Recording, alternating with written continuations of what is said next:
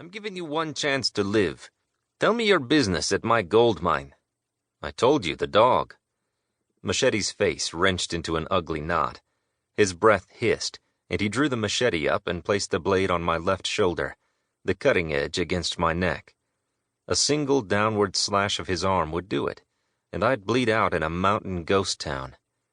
He held the blade steady. Red flecks glowed at the corners of his eyes. "You lie, Stark." I felt the first surge of panic and fought to hold it back.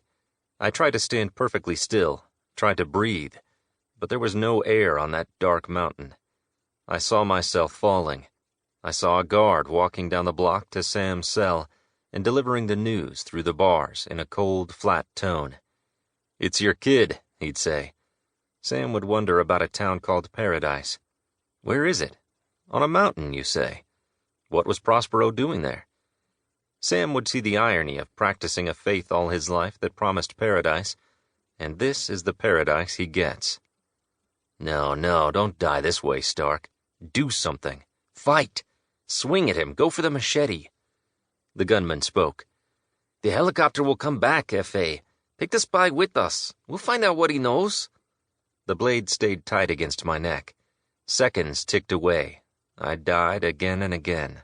Machete said, "Put him in the truck." The gunman roped my hands behind my back and shoved me into one of the pickups. Machete sat in the front passenger seat of the lead truck, the gunman beside me in the back. The three trucks rumbled down the road, bumper to bumper, no headlights, a slow, bouncing ride on a moonless night. The rope squeezed my wrists. The pulsing blood made them feel huge. I worked my hands back and forth to create some give. No one in the truck spoke. The cab smelled like sweat and junk food. The gunman stuck his head between the front seats, watching the road ahead. I inched closer to the door on my right and stretched my hands close to the handle, fumbling for it. The awkward position cramped the muscles in my shoulders. I relaxed to let the tension ease and tried again. I found it, slid a finger under the latch and yanked. But the latch didn't engage. The door was locked. The unlock button would be slightly forward of the latch.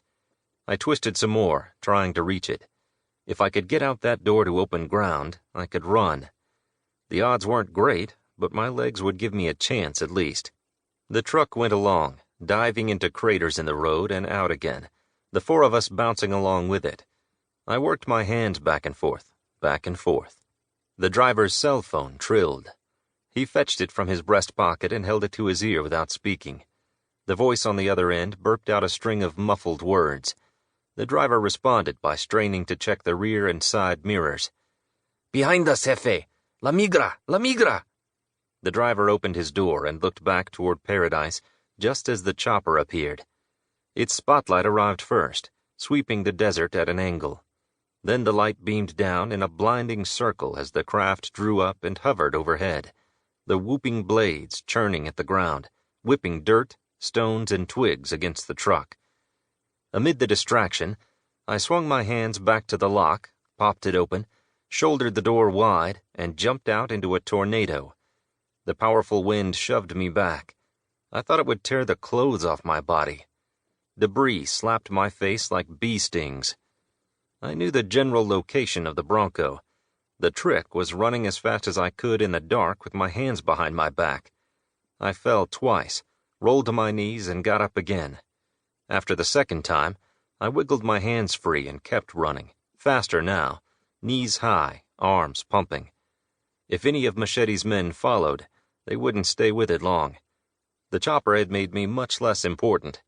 With no place to land, the pilot would radio dispatch to send ground agents to check out why 3 trucks were on a smuggling trail at night with their headlights off, and then fly off to resume its original mission down at the border.